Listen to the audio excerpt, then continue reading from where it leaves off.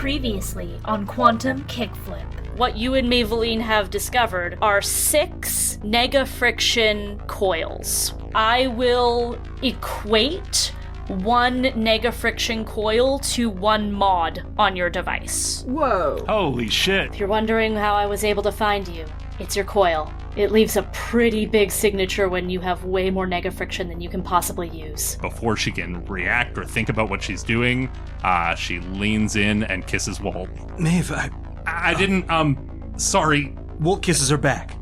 We're gonna need some stuff, Helix. Jericho wants my DNA? Mm-hmm. Oh, he can have it. Those charges naturally come with those updates, right? But upload your memory before you plug in. Easy as that. And he reaches in and he pulls out what looks like just like a smooth chrome kind of brick with rounded edges. Web technology, they can't get past this. As the partitions are coming down, he realizes that has access to all of these files. Trev4 and Helix, you were collecting thin zone codes, and you found a very specific one that led from Thenis Spar to Desnine. And Helix, in front of you, you can only really describe it as a moon, but it is made of part coral, part glass, and a part of your Slugblaster sense is kind of pinging here, and you get the feeling you could probably get some sick components from this moon.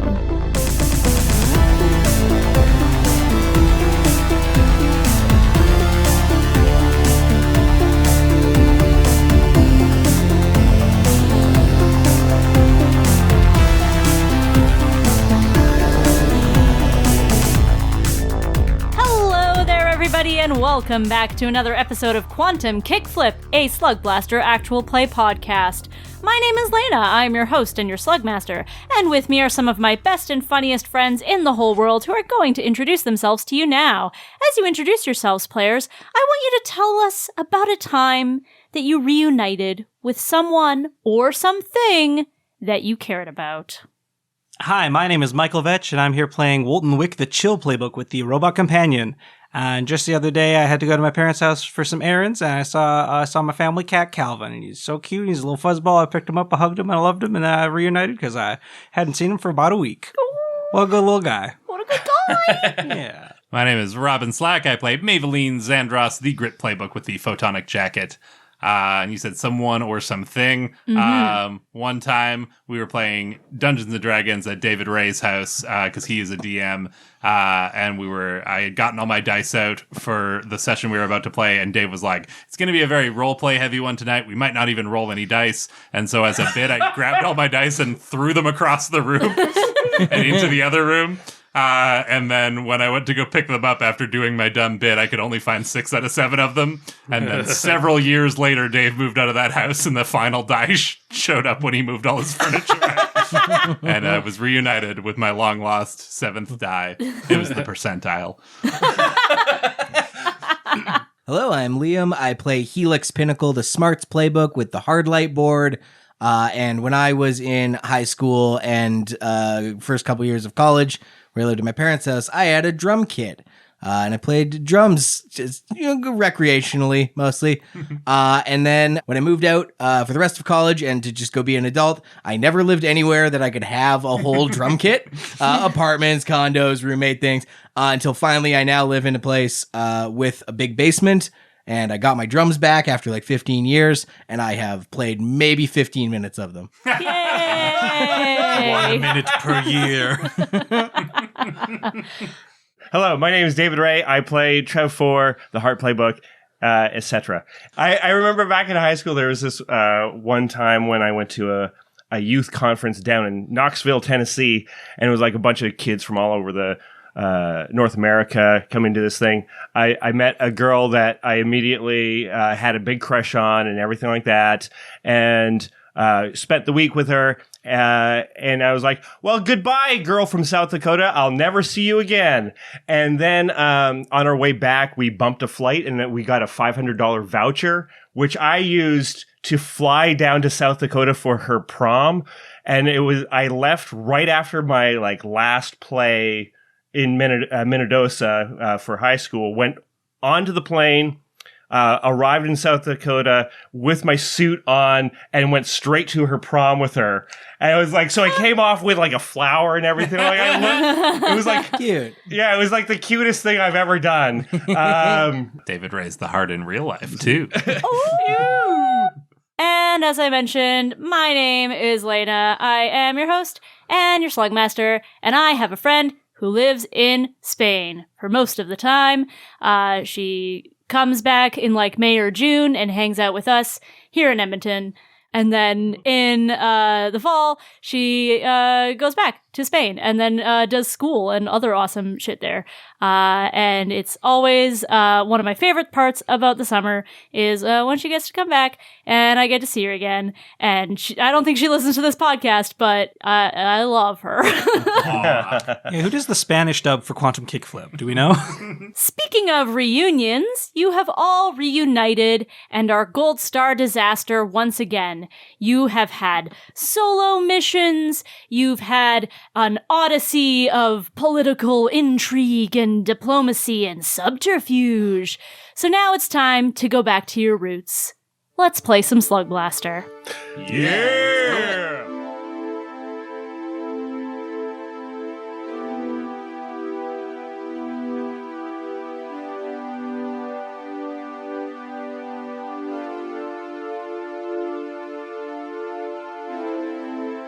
Sensory input is utterly drowned in the dimension of Desnine.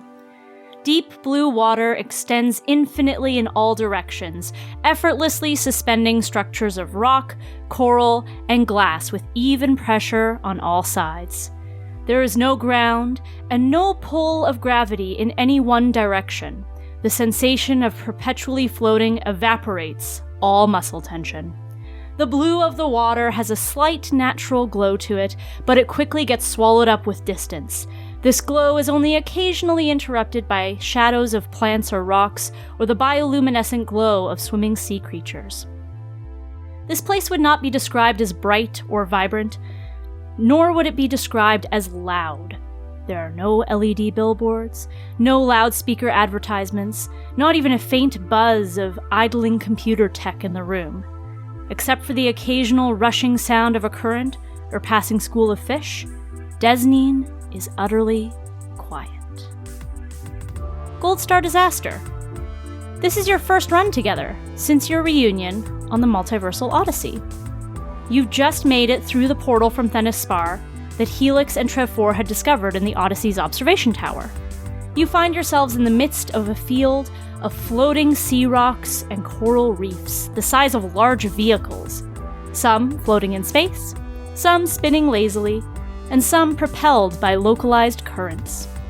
Air bubbles occasionally burst out from these reefs, and some such bubbles remain floating in place, big enough for a Slugblaster to skateboard all the way around. At the center of this field is a massive sphere of coral, metal, and glass. Debris floats all around you, and you can tell that there might be some resources here: crystallized sea glass, metal threads, and coral detritus that you could turn into components.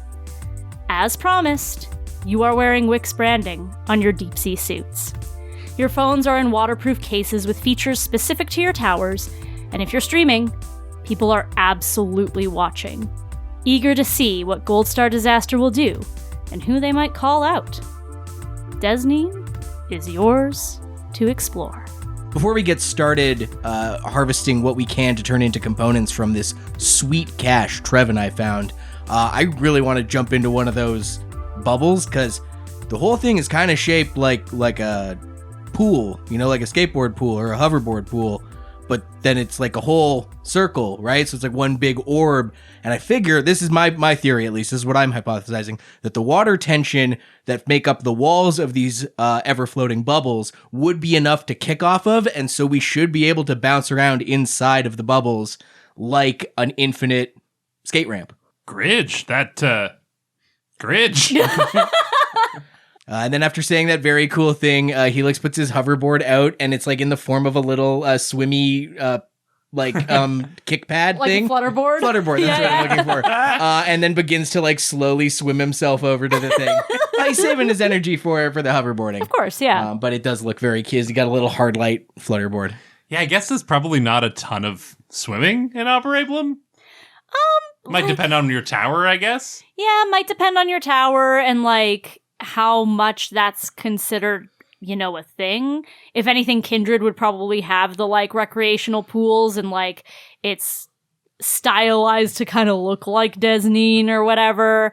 Webb, of course, has slime pools, and Lansden has long, narrow lanes of water. It's one single lane for lane swimming. There's also been Daiboken battles in shallow pools. There's a pool at Matt Static. No, there isn't. Matt Static, what are you talking about? Matt Static doesn't exist. Right, sorry. Well, Maeve is an old hand at swimming, growing up in Thenaspar, a lot of fresh water around and whatnot. So she's fully at home in this environment, as at home as you can be in an infinite ocean. But you said there were like localized currents. There's like stuff whipping by on like, some sort of underwater current thing, right? Yeah, definitely. For the most part, it is very like even pressure, and if you don't do anything, you can very easily just kind of float in place. But there are definitely these localized currents that are like snaking around that are kind of hard to see unless something's in them, but they're definitely there. I think Maeve takes a second to like study those and just like watch for things getting whipped by and see if she can sort of map out a route, because she wants to slip into one of these currents and see if she can pick up some speed and get a trick going. Nice. Trevor Wolt, where are you being pulled, metaphorically speaking? Or literally. Or literally speaking. I think this is perhaps Wolt's first time in Desnine, and he's been very excited to get Carcinocan out because no one's more at home in an infinite ocean than a crab. Maybe a fish. Maybe a fish would be, I don't know. Maybe. Debatable. But Carcinocan is loving it. Yeah, Wolt summoned him up, and he's just been dooting around in between little bits of coral, making bubbles. It's a great old time, and Wolt's so happy to see him going at it. Aw, adorable. Trev is very disoriented for many reasons. For one, both of his slam boxes are full due to the last run, and he's his memory and circuitry is like overwhelmed. He does have the upgrade, so he can like live in the water. He's got like waterproofing on, so he actually doesn't have a suit. Whereas everybody might be wearing a suit, I think it's just Trev 4's able to survive down here with waterproofing on all of his things. Yeah, he had a tune-up on his sealant before we came through. That's right. Yeah. And so, he folds his knees back, and it has his like little rockets that start propelling him. And he's just like looking around and taking everything in, noting things. He is recording multiple frames. His programming is able to grab all of these things at once and like make an impromptu multi-camera kind of thing as it's going live. But Trev is like, it is important that we have an exciting slug blasting adventure. Something exciting needs to happen. That's how you get the views. and so like he's currently just making his way towards the bubble. Just he doesn't mind acting like the camera. He doesn't necessarily participate in the tricks, but he is going towards the bubble, coming up with trying to go through different ideas that might be exciting, running through different scenarios and what might be possible. What kind of problems can Dave give to Laena before they even introduce any problems of their own? As Trev passes near Maeve, she feels the water get warmer, and for half a second has the like, ew, did Trev piss in the... Wait. But this is your rocket. Yeah, it's just the rocket. Yeah. Just heating behind, yeah. Cool. So we have some plays on the table here. And how I want to kind of lay this out is, your time here in Desnine right now is a little bit open-ended. With an action roll, you can try and get some style for yourself and for your crew. You can try and get some components from this big coral moon.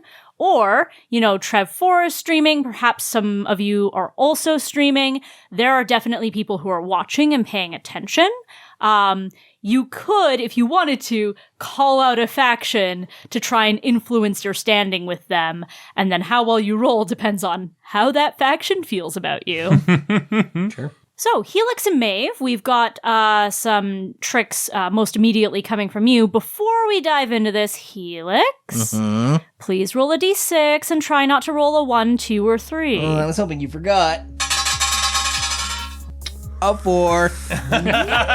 Just barely scraping by without a slam, but it does mean your count goes up and things are getting a little more dire. I can't wait for whatever you have planned for this, but I also hope I avoid it every time.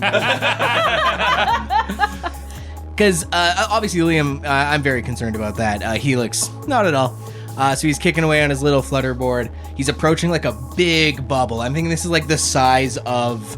It is the perfect size to hoverboard in. It is the width of a skateboard pool, but double. But turned into a full dome. Turned into a full dome. Full orb. But also, as Helix was kicking over there, he starts thinking about how bubbles work. And you can't pierce a bubbles, because he was talking about the surface tension and his plan to kick off the surface tension. And then he's like, oh, but if I break the surface tension by entering it, I'm going to just destroy this bubble. That's not how bubbles work. And so I think the big trick here isn't going to be the sweet grabs and flips and spinning he does inside of this, because I'm really confident this, using the surface tension inside the bubble to kick off work. It's getting into the bubble without breaking the bubble. So I'd like to use the flicker switch. Avoid a physical slam by marking 1 turbo. You blink out of existence for a second. What's it feel like? And I think in this case, I just don't want to... It's not that I'm avoiding a slam on me, Helix. I'm avoiding slamming the bubble by swimming through it. That's very considerate of you. So he marks 1 turbo. I'll do a kick about it.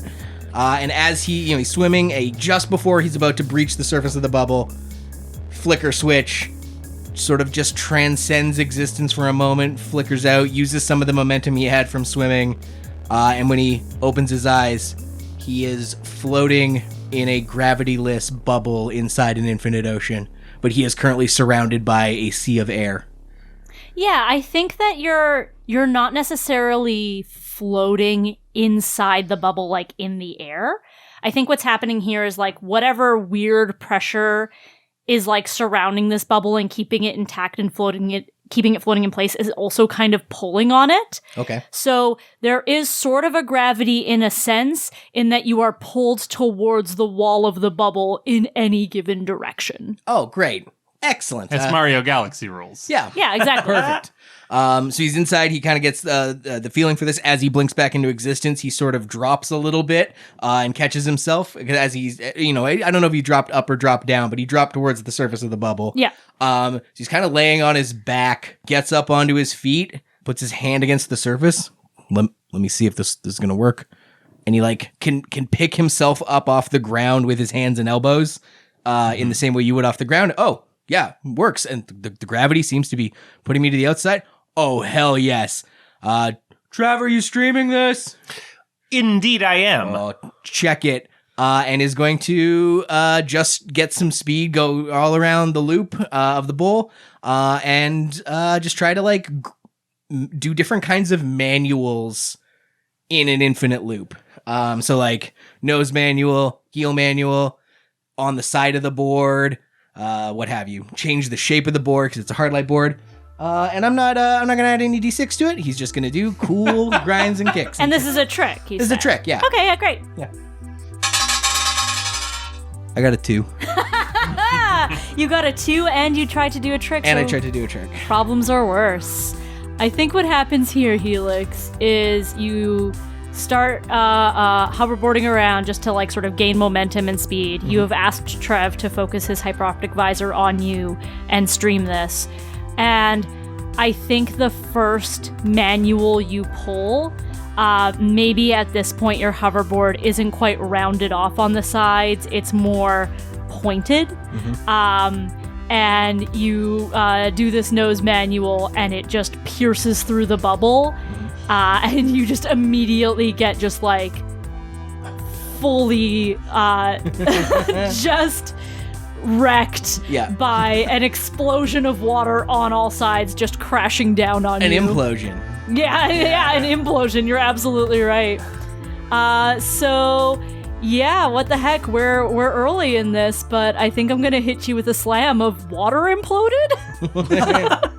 So he's currently inside a bubble that's only because it broke into a bunch of smaller bubbles. Yeah. Oh, And he's- that's good. And he's that's stuck what- in a bubble the size, like, just big enough for him, and he's all kind of crunched in now. He's like, oh, this should have worked better. I can't believe this. You know what? I love that offer so much that I'm gonna make this the temporary slam of trapped in a bubble. Okay. So once this little bubble that is like the size of a little bit smaller than you, once this breaks, you will be free and this slam will clear. And yes, I am aware that you tried to do a trick and complications will be worse. And I'm just tucking that away in my back pocket for now. Okay, that's fair. He tries to, like, get his elbows, to break the thing, and he's just too tight. Someone's gonna have to come and pop him out, and he just Yep. Maeve. Oh. It's going well. And he's going slowly away because of the force of all the other bubbles popping. It's got a little bit of momentum. Yeah, you're slowly being carried away from this Gravitying. reef field. That was a fantastic trick. Fucks you, Trev. Uh-oh. Don't tell him that was a bad trick. True empathy is lying to your friends. So Maeve has been waiting to make her move here, and I don't even think she registers that Helix is in trouble because she's been scanning because she's looking for not just any particular underwater current. She's looking for a very specific one that is like known in Slugblaster lore and like is part of the reason that people will come to Desnine is to try and ride this current. And like it's you're trying to set the high score. You're trying to ride it as fast as you can and sort of make this lap under the water of Desnine as quickly as possible by riding this underwater current. This current, Liam pitched me the joke of it's called the Riley Riptide. Nice. Which was the name of Lake's D&D character in a season 1 supplement episode. But I love the idea that retroactively Lake named her character after this popular Yeah. Slugblaster feature that Very we all good. knew about, but just no one mentioned. So yes, she is looking for the Riley Riptide because she knows that the current record holders for who can ride this thing the fastest is BRB. Ooh, You mentioned okay. calling out other crews, so I I think sure did. Maeve doesn't want to necessarily like directly call them out, but she knows that Trev is streaming, and she knows that if she can set a new record on this, that might get their attention. Sick. And we've clashed with them before, and now that we're back reunited, Maeve's feeling like hot. I was gonna say hot shit, but what's my word for? She's feeling like hot scrod. Yeah. So she is gonna try to do this. Do I have to roll to find it, or just roll to ride it? I think you find it. Let's roll to ride it. Fantastic. I love this. I will say that I think these currents are sometimes changing and not necessarily the easiest to predict. They some of them are very short-lived, some of them are very narrow, some of them go in very specific directions. I think what makes the Riley Riptide popular is that it's almost caught in a bit of the gravitational pull of the coral moon. It is massive, and it encircles this entire field, which is a big loop like this is not something that you can typically find in these underwater currents. Yeah. So she finds this riptide. I think she goes to make her move. She initially has her hoverboard kind of like Helix described, like she's lying flat on it and kind of kicking because it is essentially like a little bit like surfing, right? Like there is still the hoverboards ride the space-time slush and the sort of fabric of the multiverse, which is still present down here, but we are also underwater, so you kind of have to like get yourself going before you can pick up enough speed to sort of ride the wave. Yeah. And I think she's, also going to use the current to her advantage here. And I want to use my ability of sacrifice your body, take a slam to get plus 2d6 to your action. This slam can't be noped or avoided in any way. You just got to actually take it, kid. My hope here is that she's taking a slam in her approach here in her like getting going. Maybe she's like using some of those chunks of rock and coral that you described to sort of like kick off of and get her speed going. And in amongst that, she's going to take a slam. But my hope is that she just completely plays it off like nothing's wrong. Like she knows she got hurt, but it looks cool because she is doing a trick. Sick. Trev is going alongside of you, like outside the current, but trying to grab all of this. So like seeing you being pelted by these things and really getting going. Yeah. And so is able to like also kind of float around you. So getting this like swirling, like a 360 degree a little bit. View. I love that. So I am going to take those 2d6 from Sacrifice Your Body. I'm going to add another d6 from my Attitude, and I am doing a trick. Check it. Ooh. 2 1s and 2 3s. Oh Good my lord. god. Now, see, that's a fine steezy roll, but oof. Yeah, it doesn't work if you're not the chill, though. So what's my initial slam? Okay. Here's what I was going to pitch.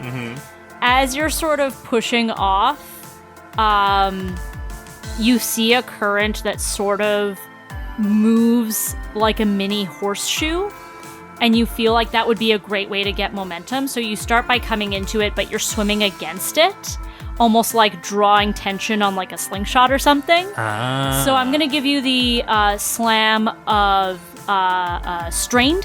Okay. Because you strained yourself to swim against this current to basically slingshot you. You swim and swim and swim, and then you sort of let go and position yourself on your board, and it flings you in this U shape towards the riptide.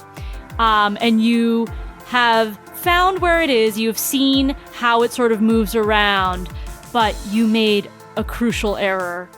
Somehow, you thought it was going in the other direction.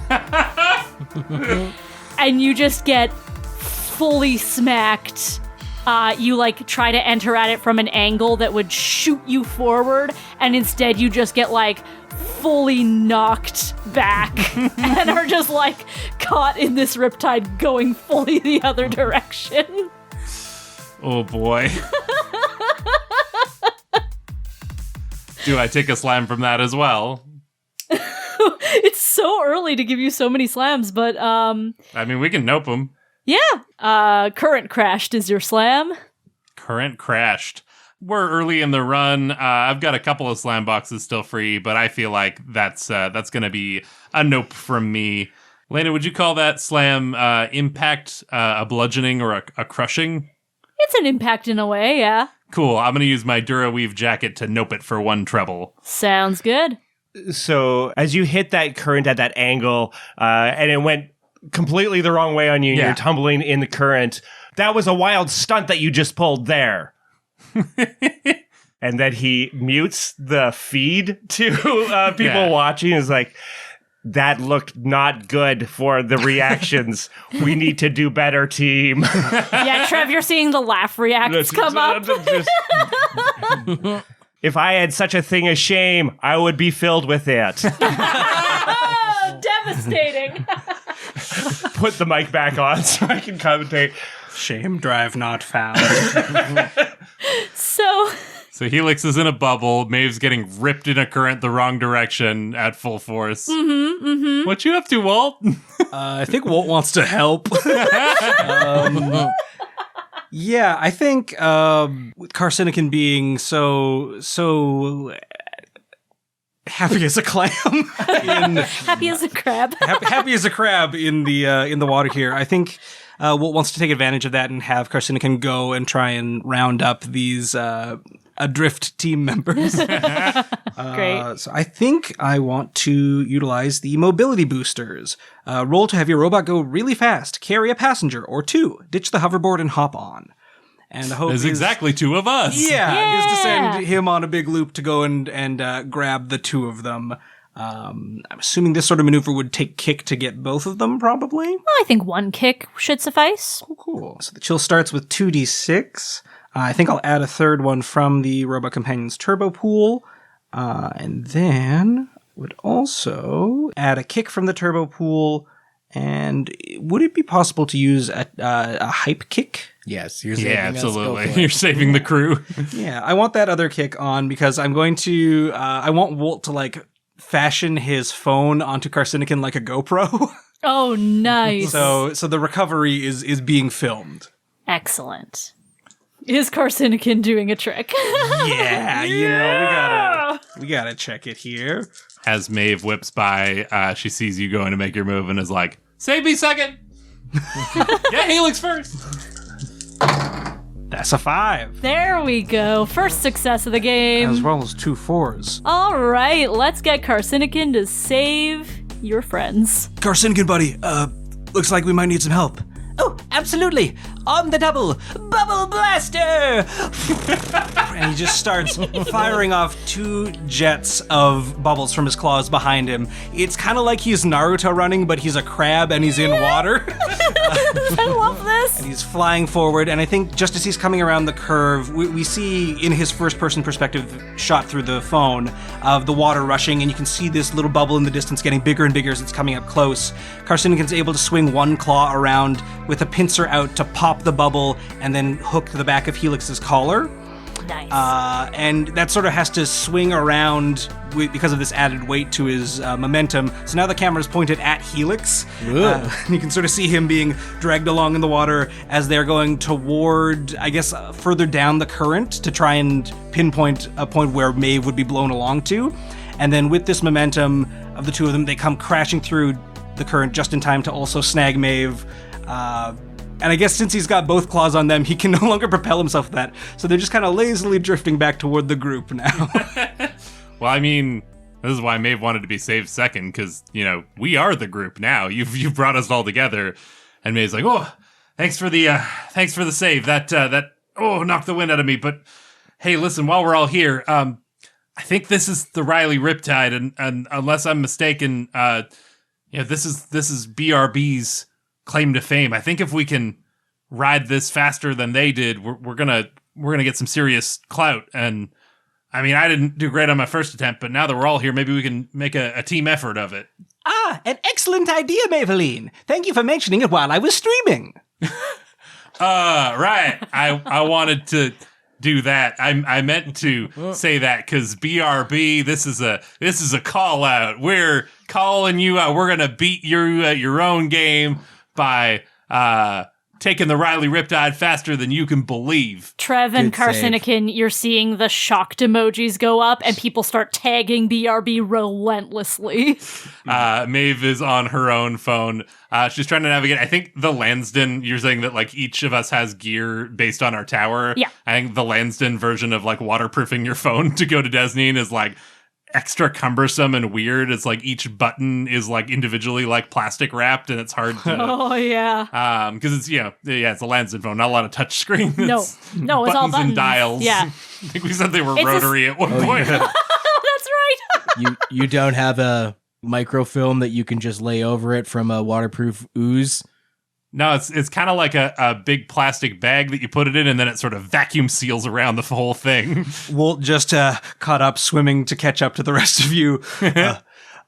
See, in Kindred, they just issue us several phones when you buy one, and this is the waterproof one. It lacks a few other features, but it makes up for it by being waterproof. It's a long I forgot that swim. you weren't with Chris and a We're all here. Everyone who matters is here. Still rolling, buddy? Absolutely, Woldton.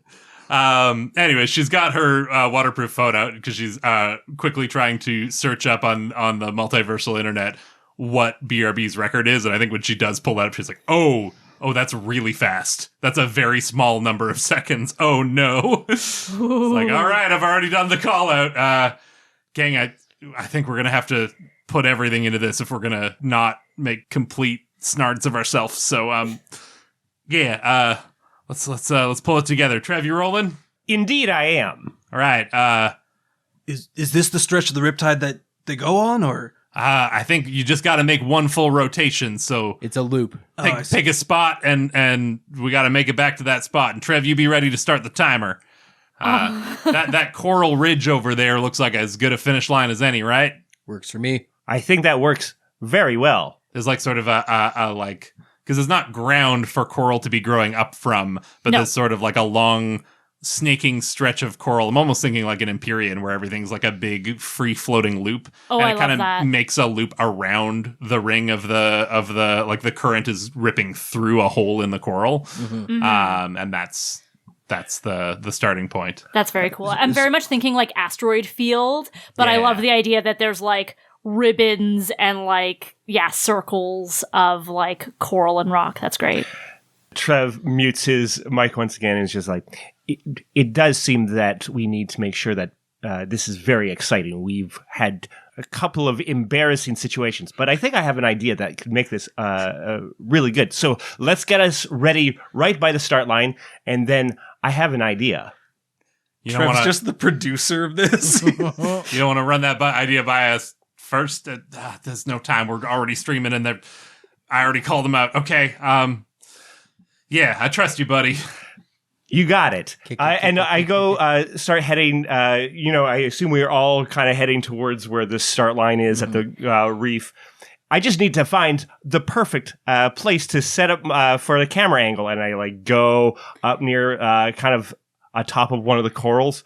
And then I'm thinking that with my Euphorophyll, I'm going to offer this. Can I spend one of your bites? What? Can I spend one of your bites? No, if you are introducing a problem, Dave, you're giving me that for free. Yeah, okay, sure. I want this to add style. This is kind of like my way of adding, check it. As we're setting up, I want to take my Euphorophyll and kind of squirt it into the water. You're just trying to dye the current? Not dye the current. Instead, I'm hoping that it will draw out one of the famous creatures of the I got corals. one. You have a creature? Oh, yeah. Yeah. Okay. I have a few.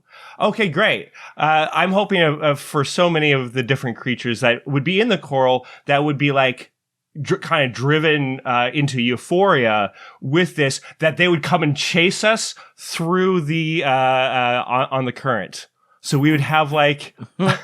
I feel like this is now a good time to remind you all that I have 3 problems on the table that I have not yet paid off, and Dave has just given me a 4th. Sweet. And what are you getting out of this transaction, Dave? If I may, I believe I'm he's trying to drug a sea creature into chasing us. Yeah.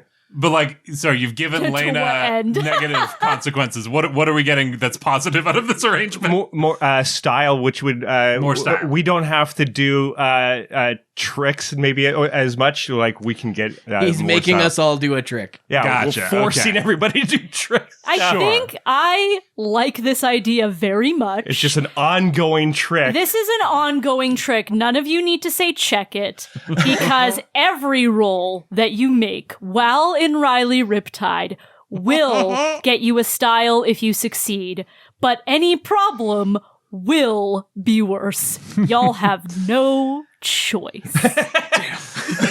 There it is. And so the Euphorophyll goes into the water and is just like, okay, it's a good time to start right now, even if you're not ready, because frankly, it might be already too late. Bing!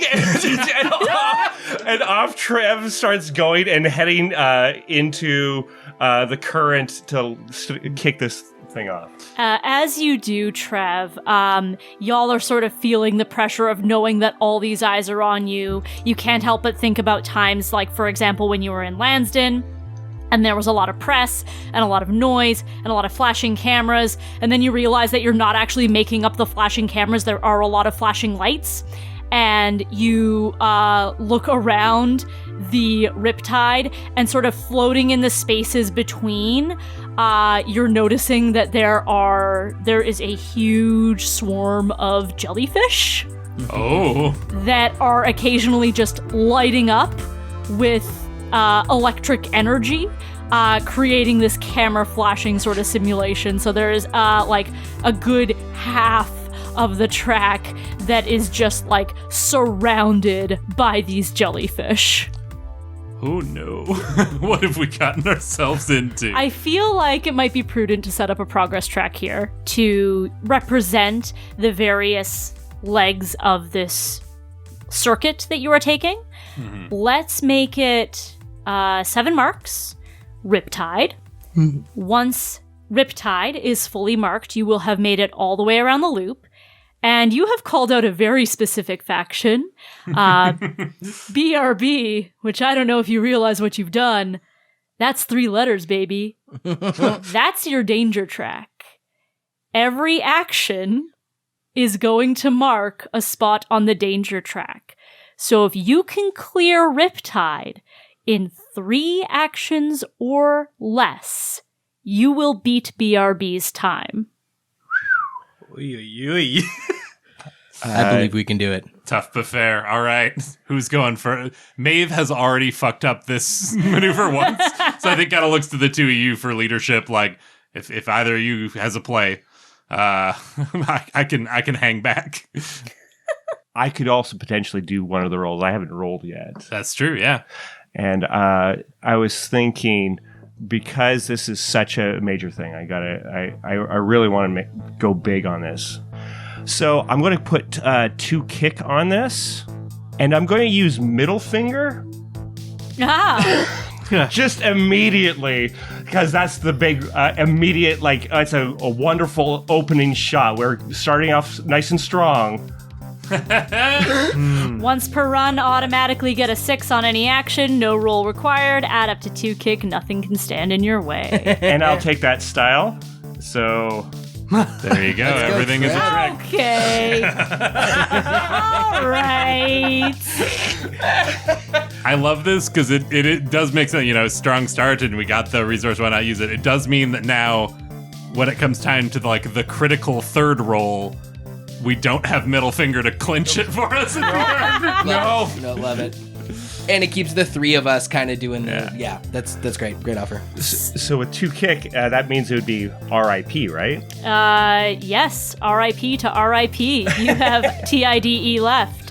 As Trev, describe how you lead Gold Star Disaster through the first, third of this circuit. Sure. So, as I said, after shooting the Euphorophil, and I'm turning myself into a little bit of a rocket, right? Like, that's when I fold my knees up, I'm like a little humanoid bullet. Yeah. And I'm whipping down, join into the current. These jellyfish are going off and sparking in behind me. That's what it looks like behind me, as I'm also capturing them following me. So they're also in the shot with the jellyfish following in behind. Looks pretty slick. I'm able to predict where the current is going with with my lenses and everything, so I'm able to bank where I need to turn. You're riding the inside of corners, but in 360 degrees. Yeah. Great. So you're basically leading the way, and everyone can follow you in such a way that they go real quick through the first circuit. That's correct. Yes. Love it. Okay. I love this action. I love what you have done. And speaking of what you have done, I want to introduce the other side of it. All of you start hearing even more of a current rush, and you don't see flashing lights anymore. You see a sort of silhouette, a weirdly misshapen silhouette, huge with pointed fins. And a tail that looks like an inactive propeller, swishing it forward with incredible speed. It curves around through this riptide, following the scent of Trev 4's Euphorophil. The jellyfish spark, lighting up the frame of the hammer bottle shark. It is called that because its head represents an awful mishmash between a hammer and a bottle. Where are its eyes? You don't know. Where is its mouth? Most of its head. And it is swimming so fast towards you. I can't picture this, but I love it. I think that means it's working. It is pretty hard to comprehend for your character. Yeah, but Yes, yeah. I'm picking up what you're like a bottlenose dolphin and a hammerhead shark. Yeah. Both of those. Okay. Yeah, just smushed together. Whatever that means to you. Like Play-Doh that hasn't quite been smoothed out properly. Yeah, Helix can take the next leg of this race. He's going to take what he learned earlier about the gravity within bubbles and apply it to a propulsion mechanic that he's been contemplating as he's been riding the Riptide. So as they come around the next chunk of the circuit, initiate energy lattice, y-axis, wings. And he's up on his hardlight board like a surfboard. It's kind of, I always describe it, can change its shape to any kind of board-shaped vessel. He's got it surfboard style. And then as he says this, like airplane wings sort of kick out the side of them. It's not for any kind of lift or Bernoulli's principal reason. It's to pop some bubbles that are just outside of the current that are just sort of floating. He wants to pop one because, as he learned from last time, they have sort of an implosion force that then lets out a ripple. It's how his bubble kind of went drifting off. And he wants to pop 2 bubbles as sort of like a speed boost, like in a racing game. You drive over the thing, so he's gonna pop 2 bubbles just outside the circuit and hopefully get some momentum off of those imploding and releasing all of their potential gravity. I love that offer. Let's get a roll. So I'm going to add a kick from my turbo and a d6 from my attitude. Please let us give you d6s. Okay. Yeah, we gotta win this. We gotta get every roll needs to be a success. Maeve's gonna give you one from her photonic jacket. Because I have the hard light upscaling where I can augment my jacket with hard light ornaments. So she's programmed wings recently. I think we did it on the very last run. So as you're dialing this in, she's like, "Ooh, great idea, but here, do," and like kind of rudely interjects and is like, "No, make him wider and more angular or whatever." But in that way is helping you and giving you a d6 from her jacket. And take one from the crew as well.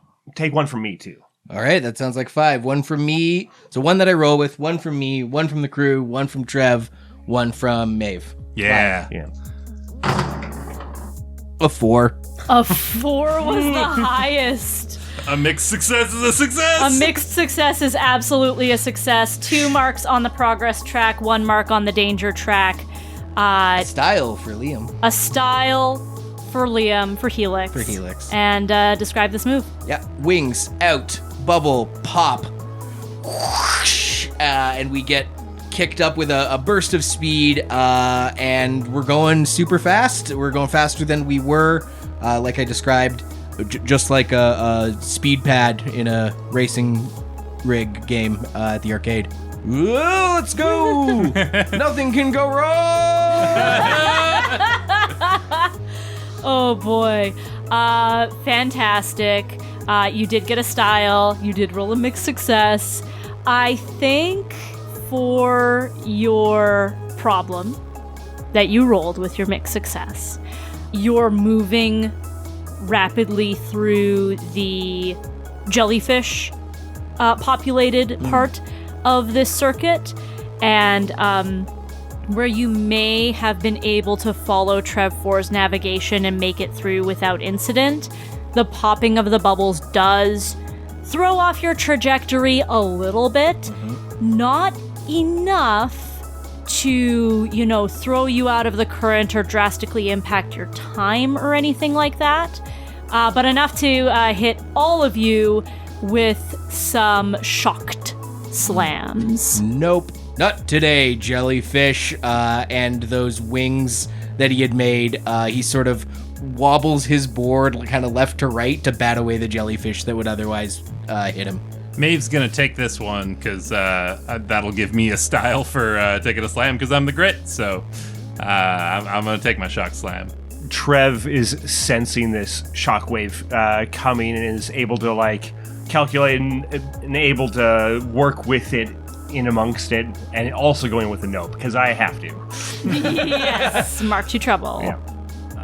It's also going to nope it, but because of the knockoff Scramcat tee that I have in my gear, I can avoid slams from lasers and other electromagnetic energy for 1 trouble. Sounds good. You nope for only 1 trouble.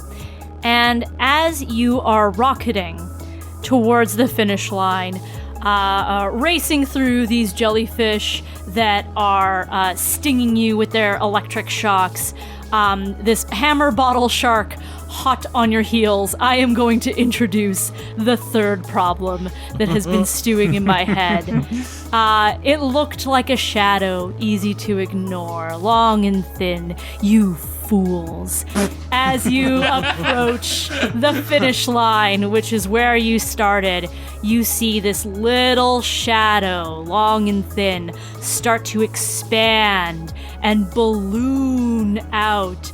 And you see these tiny, tiny little, almost googly looking eyes. And it starts opening the mouth that, think like horrible Pac-Man. And it is opening wide, and your trajectory on this riptide is going to shoot you straight into the mouth of a giant gulper eel. That's just a real life thing. That is a real life thing! I was like, what's going to turn this from a real life thing into... The fact that it's really big is the answer. They're pretty big. My inspiration lookup was deep sea creatures, and I changed very little. Oh no, I just Googled gulper eel. I don't like it. No, thank you. How have I never heard of this sea creature before? This is horrifying, Laena. It's more mouth than anything. Yes, it is. All mouth. Then it also like folds completely up to nothing. Just and looks then like a expands out. little serpent boy. Oh, Yep. I've said it Yep. before and I'll say it again. We need to burn the ocean down. Nothing good comes out of there. Burn it to the ground. Bold stance by Liam on that one. Yeah. You look like you've got to play. Yeah. So, Laena, let me get this straight. This gulper eel is mouth agape directly on the finish line? Yeah. So basically, as soon as you finish the race, you're eel food. You're in the eel. Yeah, Okay. you are inside the eel. That shouldn't be an issue. Okay. Yay! I love Shouldn't GMing. I love GMing. Yeah, I think at this point, with everything we've been doing within the current to gain speed, the bubble bursting, everything like that, I think at this point, Gold Star Disaster is already going at top speeds here, like well enough to cross the line for the record. Mm-hmm. The issue would be where we stop, but I think what Wolt wants to do with this is utilize Carcinocan to create a field of drastically reduced momentum just inside the gulper eel past the line. So as soon as we get in there, we'll immediately screech to a halt, and we can try and make a hasty exit out of the gulper eel's mouth. That might be another action, but we'll at least be stopped, and it won't be swallowing us. Okay. All right. Yes, I will let you roll to go directly into the eel's mouth. All right. Just checking how many problems are still lingering on the table. I You've think that used was them the all, last right? one. Okay, I think that was then the I'm all last right with one. this plan. I have all the bite in the world, but yes, all the problems that you racked up for me, I have spent. This thing gulps, it doesn't bite. How many kick do we got to mark? 1. All right. You want some D6s? So with the chill, I always start rolling 2. I think I will add 2 more d6s from my turbo pool, so that takes me up to 4d6. Maeve's giving you one. Does Maeve have a kick to spare? Yeah. Okay. Giving you a D6 and a kick. Okay. Yeah. It's all from the jacket. I can roll for this if I have to, but I imagine I'm using my Flash Patterns ability to just sort of hold the other monsters that are on our tail at bay, the shark and the jellyfish that are all around us. Or if you could flash pattern and like draw the shark in. Okay. Yeah. This is what you want? Yes. Because like if we are adding, okay, so I'm adding, You asked. because at this point I'm up to 5d6. Yeah. And Maeve has given me a kick, which will finish marking the track. Mm-hmm. But I want to add one of my own kick for an additional effect, if possible. Ooh, you're pulling a Laena move. I love it. Yes. So I'll be rolling 5d6 with 2 kick. That is 2 6s and 2 3s. Mark 3 style, Michael. And with the first 6 of this run, Describe how you soar into this eel's mouth and then what happens after. I think throughout this, Carcinogen has been in a very familiar position being a backpack on Wolt, because it's the most compact and aerodynamic place to be. Sorry, hydrodynamic place to be. Thank you. But with this, Wolt's going to reach an arm forward and sort of sling Carcinogen forward, and he's kind of launching him off it. It's very much like the dual discs in Season 1 of Yu-Gi-Oh! So specific. Yeah. Well, the Season 2 ones just kind of sit there. They're called discs, but they're not discs anymore, so curse you, Yu-Gi-Oh! But with this, he's going to launch him forward, and as Carcinogen's propelling just ahead of them, he is going to data surge. Carcinogen, data surge to Zyphoskin, who is again the giant tan horseshoe crab. But as he grows and grows in size, he kind of launches forward and takes up pretty much the entirety of the width of this current canal, and that's so much surface area to be pushed forward further by the force of the current, and he goes forward into the gaping maw of this gulper eel and enacts the inertial vortex by calling out, "Ballast Blitz." And just a huge emanation erupts around him in almost another large sphere. It almost feels similar to that bubble that Helix was in earlier, just emanating out directly around him. And that causes, I guess I'll read out Inertial Vortex. Roll to subtract momentum from a room-sized area around you, slowing nearby enemies and objects. So this fully slows the gulper eel, keeping it from closing its mouth. And as soon as all of us come rocketing over the finish line, Gold Star Disaster is also frozen in place. And because of that kick earlier, we get to then turn around and scuttle out of it. Nice. Can I offer that maybe Zyphoskin scoops you all out? Yes, and sort of he is the one who takes us around. But otherwise, we are racing into this giant maw, and we're inside, and you can sort of see the expansion of the ribs around as we're seeing the inside of this thing, and whatever little sea light is sort of filtering through its very thin skin into the mouth. It's very gross. Anytime you're in a cartoon whale, it looks like that. This stream is fire. Maeve has been firing off her flash patterns the entire time. I think she is attempting to hold the jellyfish and the shark at bay, and maybe it's working on the jellyfish. It's dazing them and keeping them out of our path. But the shark, contrary to Maeve's intentions, it enrages the shark, and the shark is hot on our heels, following faster than before. But as we hit this inertial wall and we peel off to either side, Zyphoskin sort of scoops us up out of the way. And this shark is rocketing straight into the eel's mouth.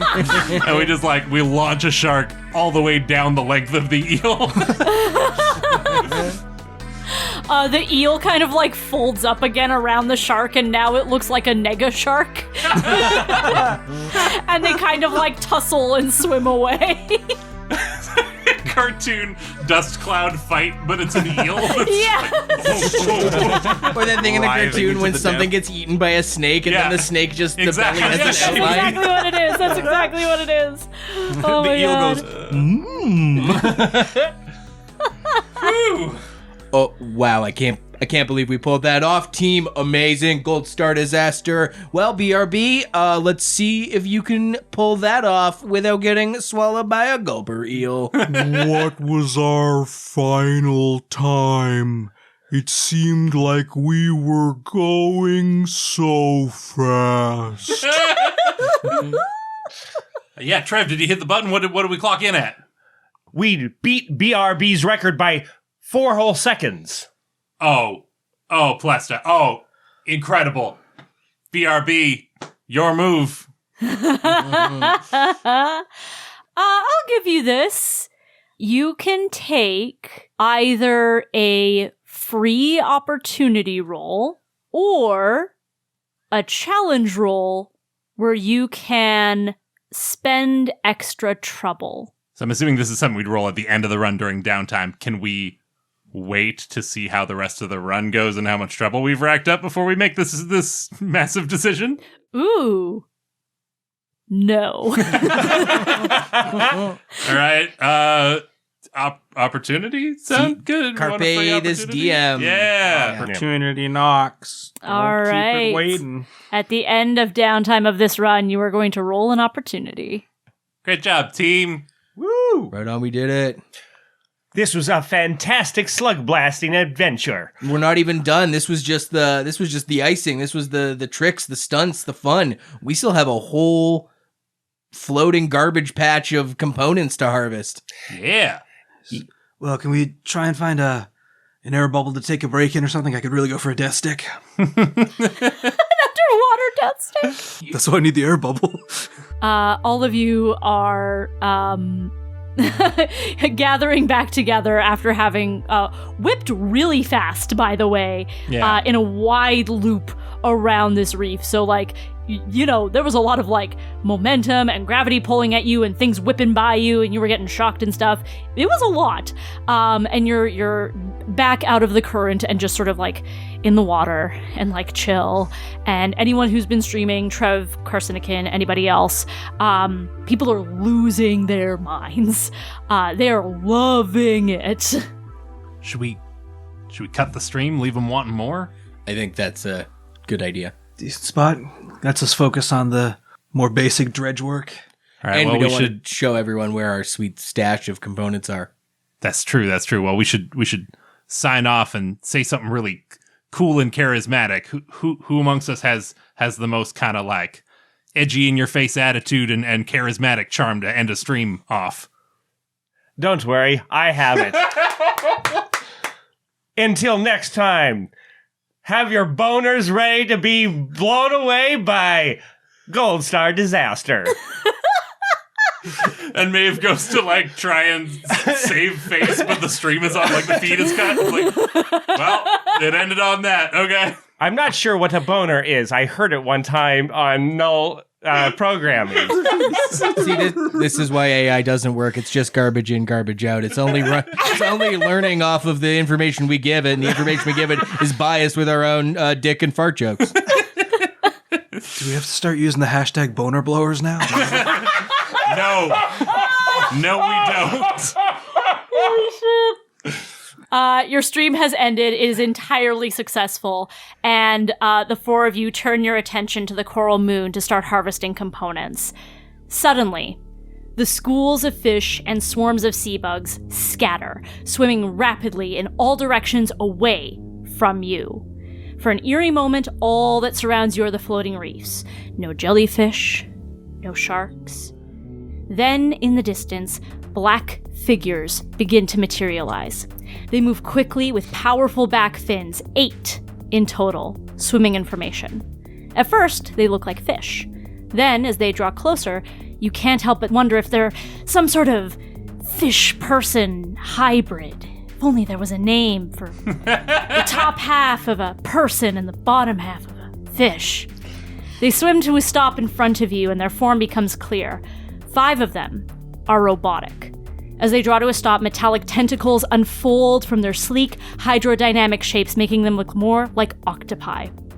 3 of them appear to be people in advanced deep-sea suits. Their fins split to reveal their legs as they tread water in front of you.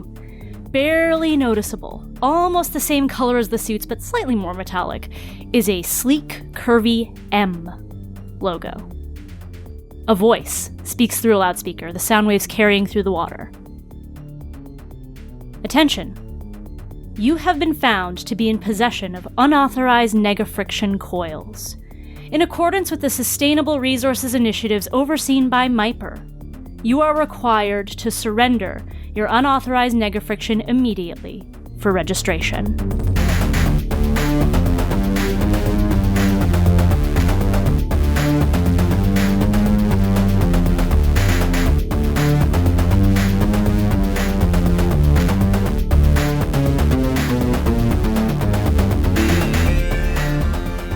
Hello there, Gold Star listeners. It's me, Laena, your Slugblaster Game Blaster. Thank you so much for listening to this episode of Quantum Kickflip. If you've been enjoying Quantum Kickflip, please tell friends, please leave a review, pick up your own copy of Slugblaster at slugblaster.com and start your own game. I don't know if you can tell from listening to our podcast, but it's a really fun game to play. You can also support us by following us at Quantum Kickflip on social media, where we post new episode updates, audiograms, and more. You can also support us by subscribing to Quantum Kickflip on Patreon. For just $2 a month, you can join the Shredder tier and get access to all new episodes of Quantum Kickflip 2 days early, or for $5 a month, you can join the Ultranaut tier and get early access plus exclusive bonus content. And there is seriously some great stuff on our Patreon. We've got bonus games, we've got interviews, we've got behind the scenes deep dives, we've got so many outtakes. Check it out at patreon.com/quantumkickflip. I'd like to thank our sponsors at the Alberta Media Arts Alliance Society, whose goal is to advocate, educate, and celebrate the media arts in Alberta. To learn more, head to amaas.ca.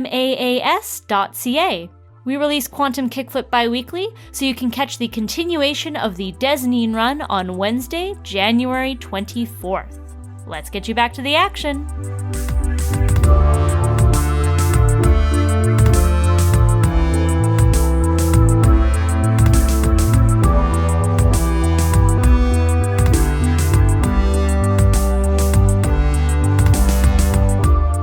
Gold Star Disaster. You have just completed your circuit of Riley Riptide, beating out BRB's best time. And at the height of your victory, you have been visited by 8 figures with deep sea suits emblazoned with an M logo and with M logos on the bodies of the 5 robots. They have just told you to surrender your unauthorized nega-friction coils. What do? Sorry, was this a no smoking brief? I can take it somewhere else. Salutations. As I'm sure you can understand, you've certainly caught us off guard. May we have a sidebar for a moment? A sidebar? We're clearly not going anywhere. We're suspended in a zero-gravity infinite ocean. We literally couldn't run if we wanted to. May we just converse briefly? 2 of the human divers sort of look at each other and kind of shrug. And the third one is making a, almost like a wrap-it-up motion, pointing in various directions. And the 5 robots are going to, move out and basically surround you in as many directions as they can, all around and up and down, as many as 5 can. So, yes, you can have your sidebar. They will take that opportunity to fully surround you. If we want to cheese it, we cheese it now, but that was my move, was Yeah, I don't think we have that moment to plan. I think Maeve grabs Walt's hand with one hand, Helix's hand with another hand, and Trev's hand with a third hand. Good. Yeah. Is it still Zyphos Kid, or has he reverted back down? I think he's still big. He's still big? He's still a big bus. Fair. Well, then she doesn't grab Zyphos Kid's hand, because him too big. But she's like, we gotta move, and takes off, I guess using her board and whatever other resources at our disposal to we gotta split, we gotta lose these guys because they're gonna take our cool gear and we can't lose that. Can Wolt shoot a robot? Ooh, Wolt can shoot a robot? Yes, this is Slugblaster. Let's go. Shoot a robot. Maeve has a play too, but you can shoot a robot first. I'll shoot a robot. Just rolling 2? Yep. All right. It's a 6. All right, well, pass on the horseshoes to everyone else. Go ahead and shoot a he's robot. a horseshoe crab. Oh, sorry. I think Wolt, seeing that the 5 robots are sort of, you said they're kind of octopode-legged. Yeah. They're sort of circling around. He aims for one that's sort of toward the edge, at least if he can take one out, that gives us a hole through the net they're kind of forming with their tentacles. Yeah. So I think, still holding one of Maeve's hands, he kind of gives it a squeeze, and he flips one of his silver bangles around, which becomes one of his twin zero beams, and he fires off a blast. And as I've described it before, it's almost kind of like a glob of mercury firing out, so it's not like a laser that would have difficulty in the water. It is still like a slug of something being fired. And I suppose it's a 6. I think it just domes one of these guys. Yeah, absolutely. You fully incapacitate this robot. I think because there's no like down for it to go down to, it kind of crumples and then is sort of pushed to the direction of your Twin Zero slug. Oh yeah, it like knocks its head back and it keeps like spinning backward. Okay, so sounds like our next play is going to be one to get out of here. Yeah, seeing this shot go off, Maeve sees their window. She's gonna, like I say, kick forward with her hoverboard and hoping that we can all kind of make an exit. Maybe Trev's rocket knees come into play in like boosting us forward. But at the same time, I want to Mark 1 turbo to use the concept prism and temporarily split myself into 3d6 colorful instances of myself. And I'm wondering if I mark a kick, can I fold in the ambience panel ability, which allows me to freely program non-realistic translucent graphics within 10 feet of me? Basically just using these two abilities in combination to make not just a bunch of Maeves, but a bunch of Gold Star Disasters, just various copies of all of us running around. I'm going to mark a kick to do it. Like, the ambience panel is a free thing, but it's limited to 10 feet from me. Whereas the concept prism, so I'm marking 2 turbo, I guess. That would be, it's creating images within 10 feet of each copy. Oh, I guess, yeah. So I make a bunch of Maeves, but then each Maeve is making a bunch of Helixes, Trevs, and Wolts. I hadn't thought of it that way, but I like that. Oh, that's pretty good. I think there are going to be a lot of ramifications to this either way, I think. So your standard concept prism where you make a bunch of Maeves, I think I will allow with the turbo. To get instances of everyone else, I think that's where I want a roll. Yeah, okay. And that just kind of is how well it goes for us? Yeah. Sweet. And I think at this point, I will once again set up a progress track and a danger track for you. This one robot gets knocked out, and immediately the remaining 7 all go on the offensive. The 3 people draw weapons and start leveling them towards you, and the robots begin moving rapidly in your direction. Your progress track is escape. Do what you want to do. Take them out, cheese it, whatever the case may be. But once this progress track is fully marked, you are out of danger. Okay. The danger track is coil. If it is fully marked, they incapacitate you and get your nega friction. I have marked a kick on my jacket. I'm going to roll my 3d6 to see how many Maeves are running around. We got 12. All right. So many Maeves. And then it's a roll for this maneuver to sort of expand them out into the rest of us, yeah? Yeah. Thoroughly confusing your adversaries. So for that, I'm going to mark 2d6 from my attitude. Should I throw in a hype die? Do we have any left? I think you don't have kick, but you have 2 hype dice left. Probably, if you wanted to throw the remaining 2. I already threw 2 off my jacket. That's giving me 4. We could save 1 for if this goes poorly and we need an We out. have 2 people who Rolling can refill it 4d6 with has pep never talk, gone right? wrong. What does everyone else say? Take both hype dice or just one? Save a hype. I think we should probably Save a hype? save it to round Okay. it. Yeah. Rolling 46. There are 2 6s in there, baby. Let's go! All right, let's see how many of everyone we get. Yeah, so I think Maeve is also like, I've always described it as like she programs stuff into sort of the cuff of her jacket, of her sleeve. That's where like the controls for all of this hard light stuff is. But I think she's also kind of like got another sleeve rolled up and she's like repatching wires into different ports to sort of route these 2 abilities. Like working the ambience panel with the concept prism is not normally a thing that is done in conjunction, but she's trying to like hotwire them together on the fly underwater also. Yeah. So it's a lot. but she manages to make the connection. She thinks it's going to work, and she hits the button to initialize this, and instantaneously bursting out from all sides of her are 12 jewel-toned Maeves, and then there's one explosion of Maeves, and then from each Maeve there's another explosion of all the other crew members. So it's this like ripple effect where there's like suddenly, doing the math here, there's 4 of us, so there's 12, so that's 48 people. 52, including your originals. Plus us, yeah. So we go from 4 people that they're trying to surround to a crowd of 52. I guess. And Maeve just yells to all these copies, "Scatter!" It is absolute pandemonium. I think the 4 of you are having difficulty keeping track of who's you and who's not.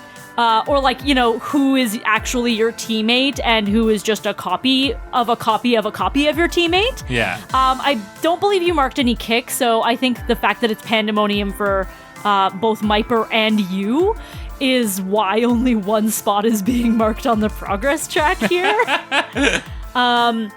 And these guys snap into action. One of them just grabs a Wolt, the robot, and just sort of like wraps its tentacles around it, and then like starts kind of poking it, and then squeezes until he just kind of like, boop, it just disappears into glitched out data mosh. Another one fires what looks like a t-shirt cannon, and like a little round orb shoots out and hits a Trev 4 and expands and locks Trev 4 in a Trev 4 copy in a bubble. Another one shoots a Helix with like what looks like glowing silly string, but then it connects with Helix, this copy of Helix, this indigo copy, and just like ripples through electric current style, and like boop, also disappears in data mosh. It's a madhouse. Who's next? Yeah, I love this. If I can also offer a big cluster of 50 some odd things in a pile, in a cluster. Can we kind of move like a school of fish?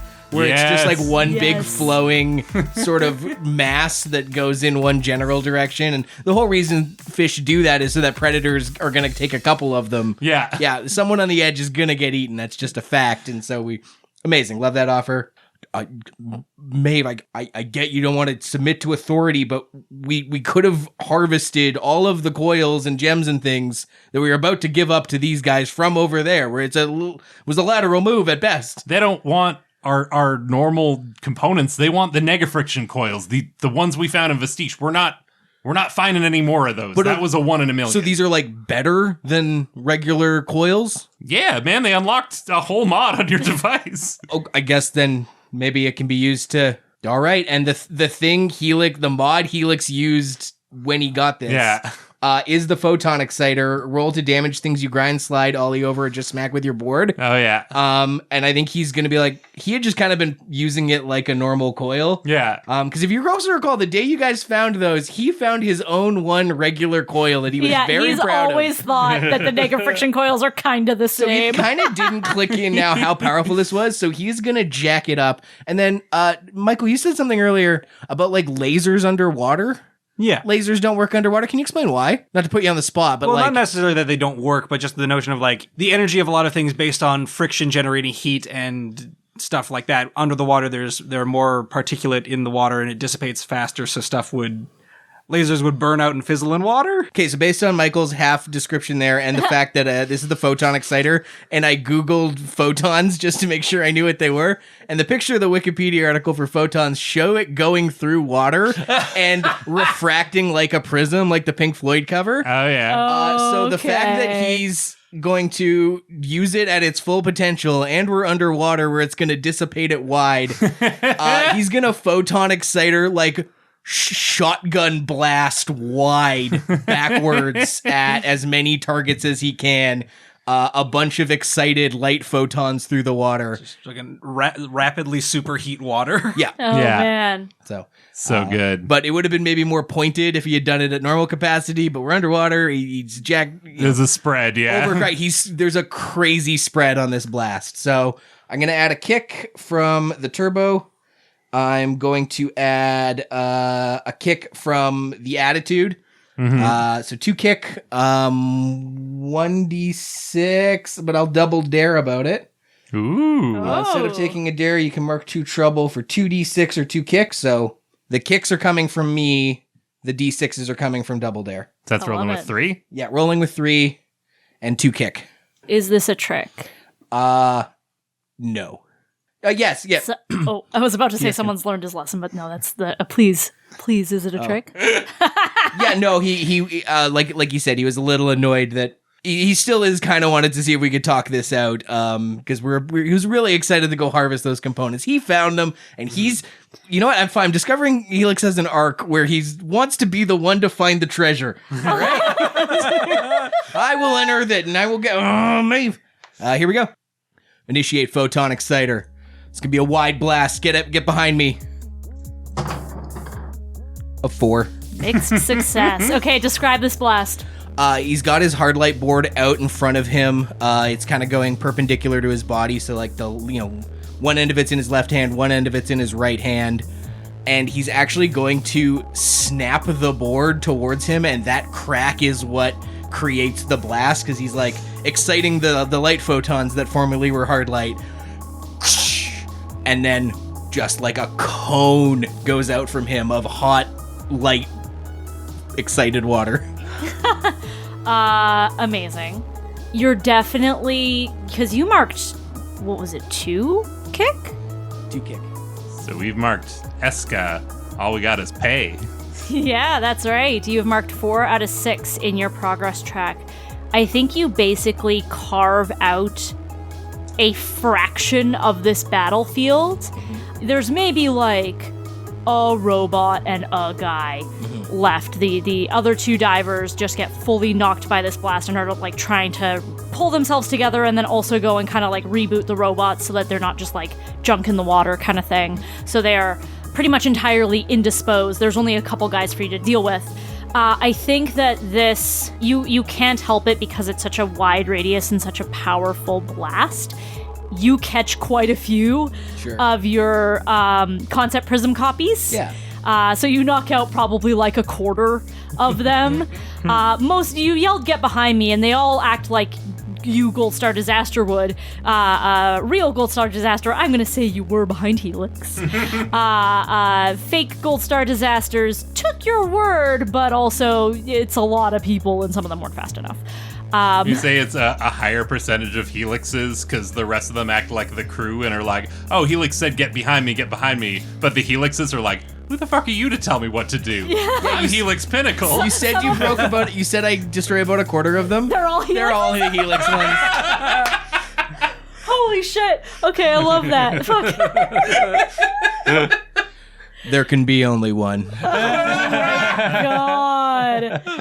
And what I think is going to happen is because you carve out such a big chunk of this, a big wedge of people, you are a pretty clear target. It's obvious that this attack came from you, and you also just said you knocked out all of the helixes, so there's no chance that they get a wrong helix. And the one remaining guy levels his gun and fires a silly string at you. It is going to get you for a zapped slam. Ooh, I took the 2 trouble for double dare. I'm gonna take this slam. Oh. So like I would assume it, like, because Helix was very obviously like holding the board, that just made it very clear for the person to like aim at him. Exactly. And like Trev noticing this, I'm probably not that far away because we're kind of close. I like swoop around and like grab him and like tackle him, I suppose, in a sense, and like get him out of the way. So I'm going to take that as I'll nope that for him. Using team player? Yes, team player. Anyone can nope slimes for anyone, but as team player, you mark a style when you nope a slam for someone else. So you're marking 2 trouble, 1 style. In Helix, you still have a free slam box. Good catch, Trev. And that does also mark 1 spot on our danger track, right? We're at Sea of Coil. It does. There are 3 spots left on the danger track. I think with that, he once Helix is into a safe spot, I start curving around and start winding back to that guy who had the gun. Mm-hmm. So I'm heading towards him. I'm going to do a tackle, do my roll, and then you can interrupt me if I roll bad. Okay. So here we go. I'm going to use a kick from my visor. In order to do this, I'm going to use a D6 from my turbo and my attitude. So I'm up to 3d6 now. Yeah, let's see what I got a 6 in there. All right. So what I'm going to do is I'm swooping around and I'm going for the guy who had the gun, and maybe he's pointing it at me. I go grab it out of his hands, maybe even kind of throw him off to the side a little bit, take that gun and point it straight at the other robot and fire it. And then crush the gun in my hand. All right, team, let's get the hell out of here. Whoa, language, Trevor. I unlocked it. All right, yes, this does clear your progress track. It does not mark the danger track. Is your plan basically at this point to just get out of Dodge as fast as possible? I suppose, but is it like... Maeve's still down to try and go hard to harvest those components from that moon. We just gotta lose our tail here. Sure. Because she feels a bit bad. I think that like Helix was clearly looking forward to hitting up this location. You found it in the Multiversal Odyssey, and you're excited to go for it. And like components would help us become a better Slugblaster crew. So it seems that we can at least have a little bit of time. We can head into the coral. We can hide amongst it, and perhaps even if they come to find us, we have cover at least. Everyone climb aboard. I'll float us down. We all hop on Zyphoskin's back. All right. Sounds like we are hunting for components after all. So Myper is still around. They are regrouping, trying to get their robots back online and, shaking off the pain and shock of this particular encounter. How this is going to work is your progress track has been fully cleared. So anytime you want to make the decision to get out of here, you get to do it. No rolls, no questions asked. The danger track is still there. So if you get any problems, they're going to be on your tail and they're going to be giving you a hard time again. Zyphoskin leads you towards the moon of coral, metal, and glass, where bits of detritus are floating around in between this field of rocks and reefs. Any sign of them behind us? Nah, I think we lost him for the moment. I mean, we shouldn't get too comfy, but I think we got a window here. It should be enough time to snag a few components on our way out, at least. How did Myper know that we have these coils?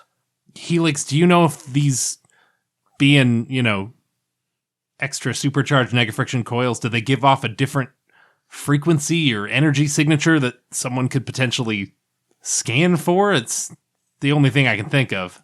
I mean, perhaps they are giving off a stronger signature, but that would be the sort of thing they'd have to be looking for these to pick up that kind of heat. But then also, if they can do it, then maybe anyone could do it. It also seems weird that Myper would just happen to be scanning for that kind of signature in this particular quadrant of the infinite ocean. Something just doesn't sit right about this. We've all had encounters recently. Helix, you had those sketchy customers attack you in and sequence and Yes, and so you can see why I was maybe a little hesitant to have people rip things from my person. hey, I'm also hesitant to have people rip things from my person. That's why we cheesed it. I guess I was fair. Sure. Fair. And Trev, you had that run-in with Shimmer at the bot shop, and I had that weird drone following me in Calorium. Maybe people have had their eyes on us for longer than we think they have, you know? Maybe they didn't find us in Desnine. Maybe they've been watching us since well before that. Are you thinking these coils might be a liability, not just for these Myper goons, but really anyone who wants to follow our whereabouts?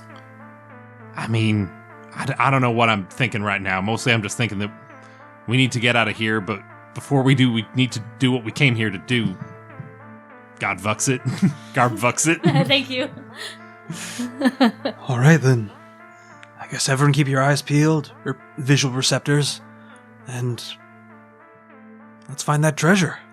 Hey, it should be noted that even though it went awry at the end, I think we have done a very good job at being Slugblasters.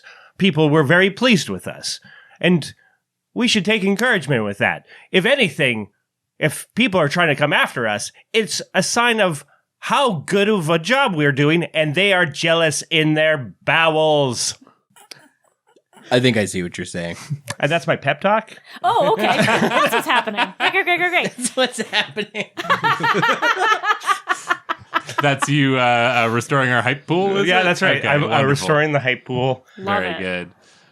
Maeve flinches a little at the odd wording, but takes encouragement from this and kind of just like presents her face expectantly for a gold star. Trev's thumb does open up, and then like it tries to put it on, but it doesn't work. Just like floats off.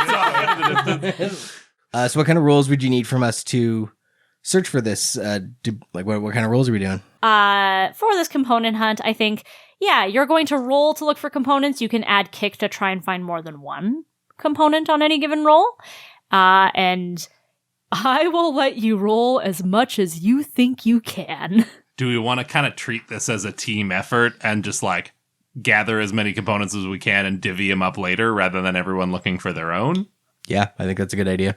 Yeah. Sweet. All right, well, if we're going to do this as a team, we can make this absolutely efficient. And he starts pointing out all the different types of detritus and how they could be used to create Slugblaster mods and components. Sort of a combination of actually reads of the manual where I can break down mods into new components on the fly. It's not really what he's doing. What he's doing is technobabble. So I'm giving an extra D6 to this team roll. Sweet. Helix, clearly a master of maritime salvage. Yeah. Don't forget to also mark a style because you are pointing out some really good stuff to get components quickly. So if you want to grab those can be converted into coils. Those disc-shaped things can be converted into lenses.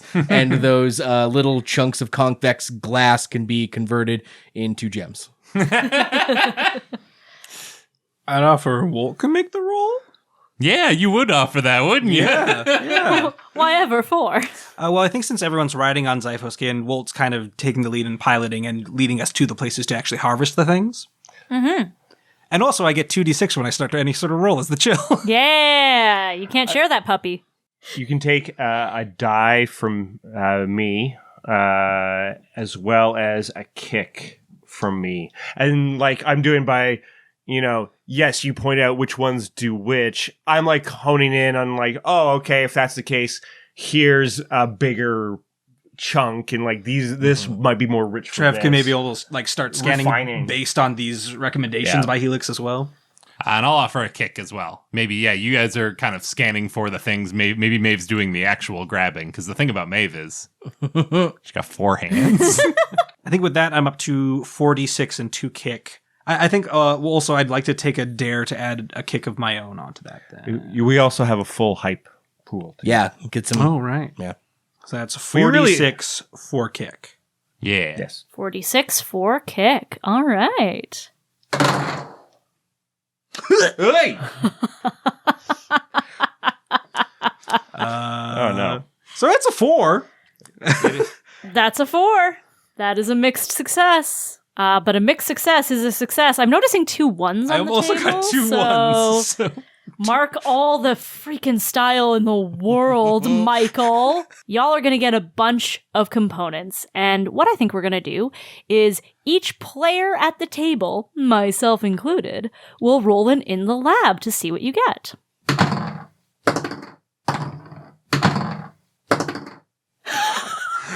Okay, very quick, go around and just tell me your initial roll. 6. A 6. A 5.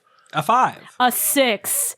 Every single one of us rolled a choose, and I guess by the rules of in the lab, 3 of us are going to roll again. Yeah.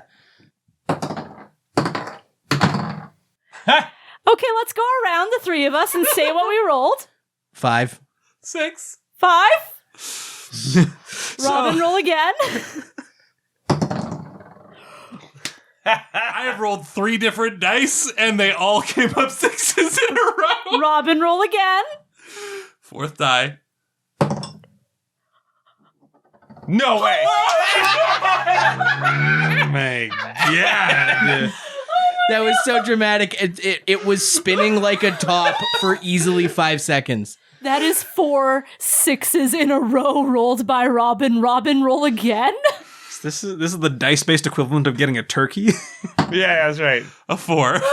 So the only component as dictated by the dice is a gem. Yeah. So between the 4 of you, you are getting 11 components from this one roll.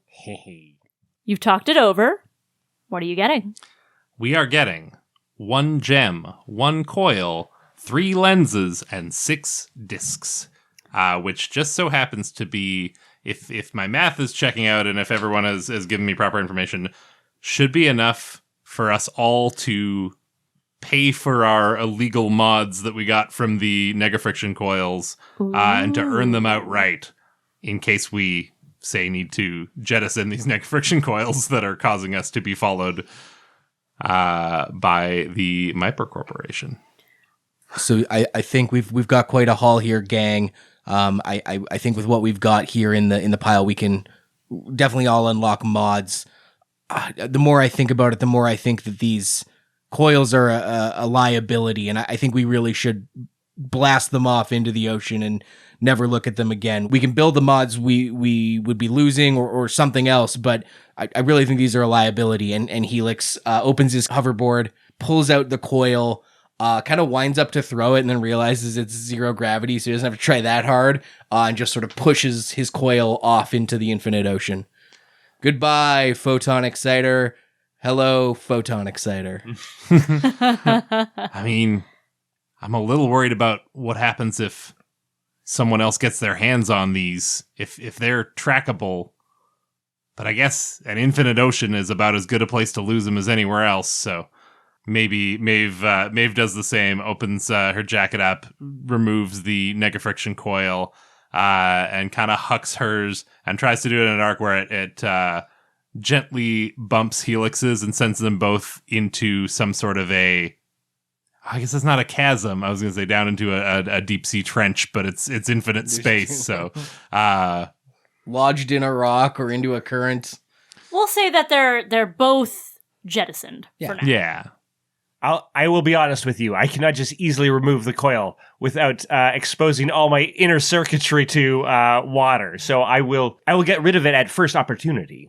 Yeah, I suppose we don't have to. We were just kind of doing like a poetic thing, but I mean, I guess we don't all have to. I mean, right yeah, now. but the poetic thing would kill me. So, Oh no, I don't want to. It would murder me. We can smash it end- when we get back to Operable Pal.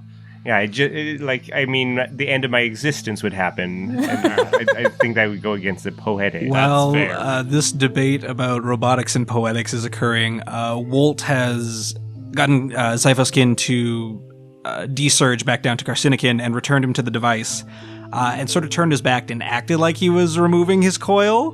because we do not have enough components for Wolt to do it. And also, Wolt can't keep his buddy around anymore if he gets rid of this coil right away. So he just like picks up a piece of dark coral and kind of hucks it in the opposite direction and hopes it floats away enough that it can't be identified right away. All right.